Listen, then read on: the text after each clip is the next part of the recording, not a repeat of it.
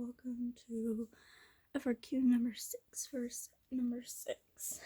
Okay, so we're given this equation for the position of a particle, 4 kilogram particle, and A wants us to find the kinetic energy at any time.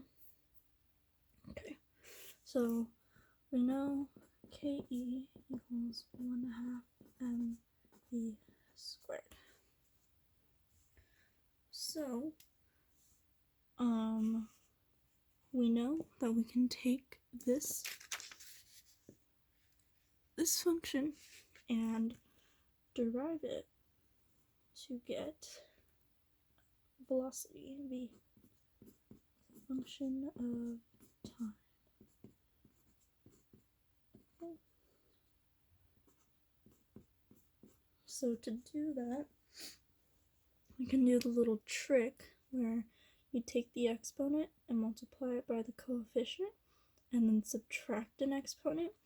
So this is 1 times 1 equals 1, and then you drop the t because this is 1 minus 1, so then it'd be 0. Do the same thing here. 3 times 2 is 6, and then you drop an exponent. Okay, so pretty simple. We can take this and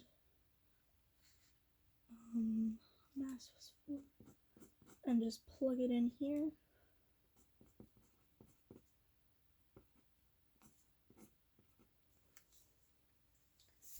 And let's simplify.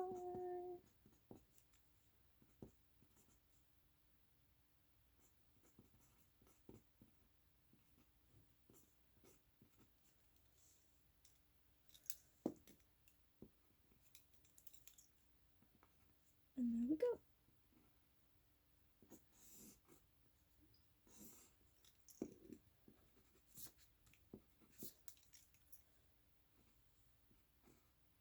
Okay. Part B wants us to find the acceleration and the force of the force acting on the particle at any time t. Okay, so to find force, use Newton's law, and again, we can use our v of t.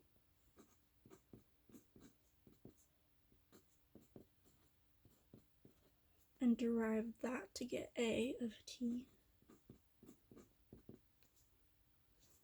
So again, using our power rule, so that the 1 would go away, and so then it would be 2 times 6, 12, and then you would subtract and just be t.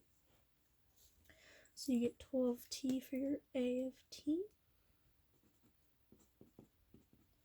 Our mass is 4. We can plug this in over here.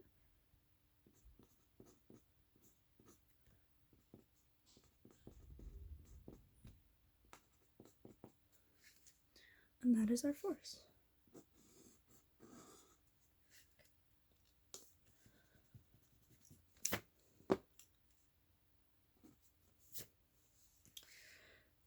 Now it wants us to find the power being delivered to the particle at time t.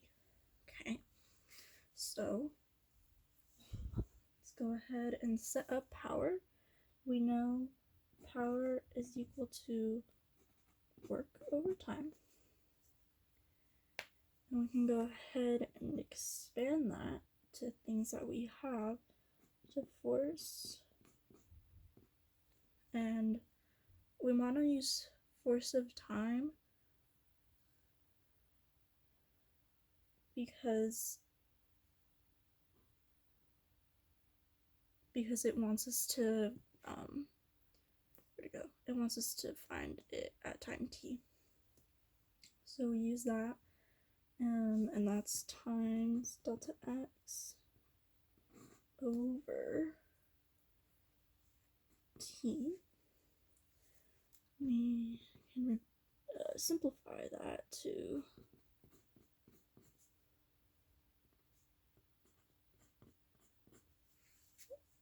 force of time for times v of t. And now we can just go ahead, oops,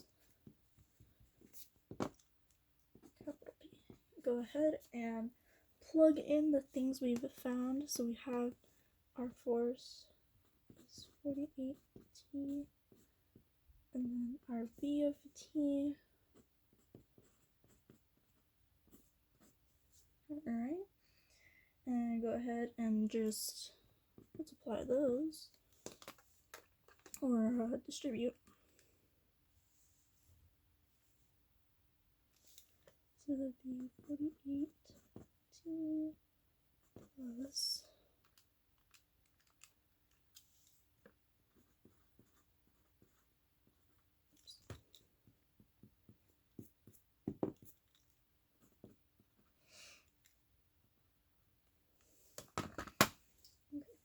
and that is our power.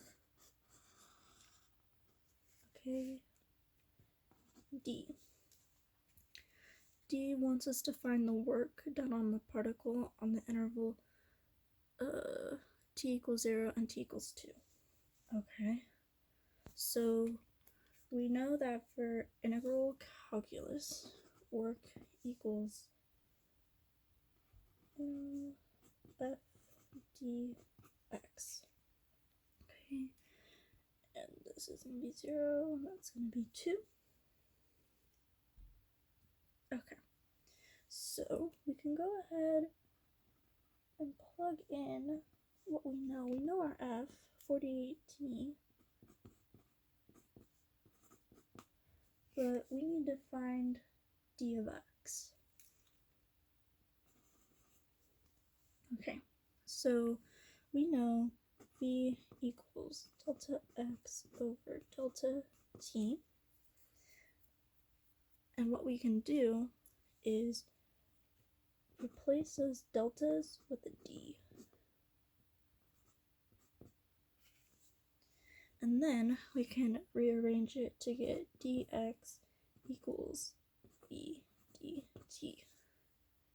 So now we can plug that in for d of x.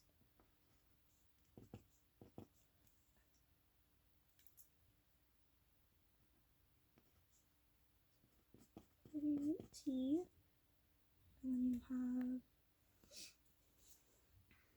v, and we're also going to put v of t because these are all with respect to time. dt. Okay.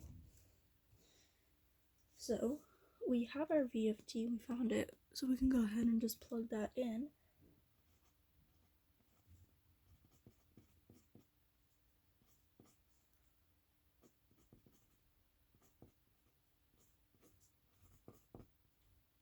Okay. Alright, so from here we can just go ahead and distribute.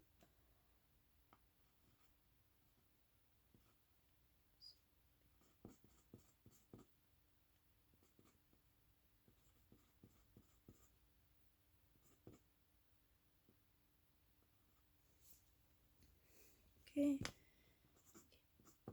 that.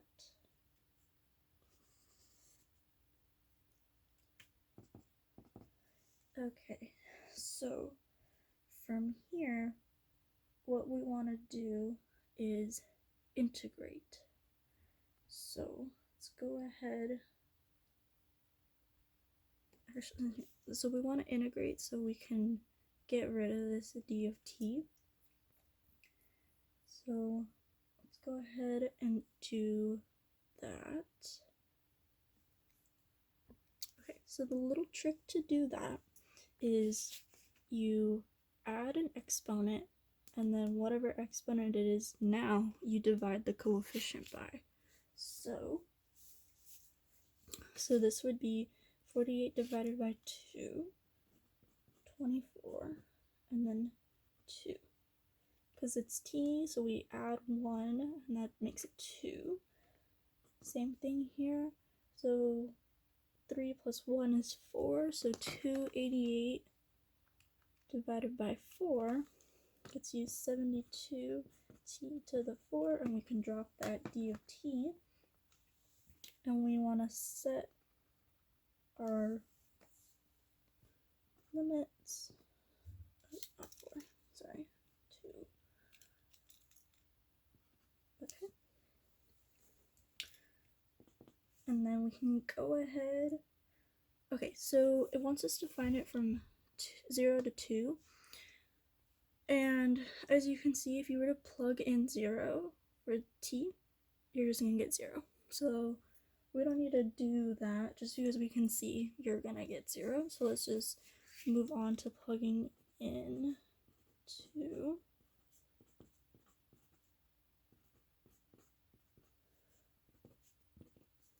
Okay. Plug that into our calculator.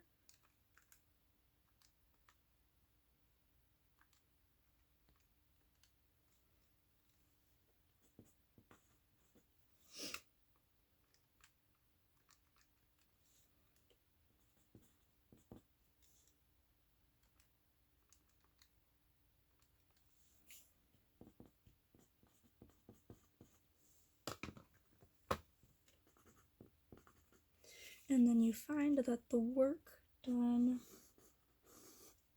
is 1,248 newtons per meter. Okay, onto the final part, E. It wants us to know, or it wants us to say, does the particle turn around at some point and head back towards its original position? Okay, so there's a couple ways we can explain this. First, we can use our v of t function.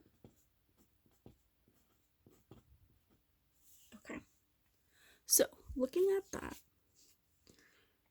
as you can see, no matter what time you plug in, you're going to get a...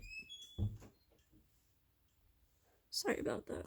Okay, as I was saying, no matter what time you put in, because you're never going to put in a negative time can't be negative, you're going to get a positive outcome. And that tells us, so when you get a positive outcome, that means our v is positive, and when v is positive, that means it's moving right, not left. So that's one way of saying, or of showing that it's not going to go back towards its original position, because if it was, that means at some point v would need to be negative, and it's never negative with this function. Another thing we can look at is our a of t.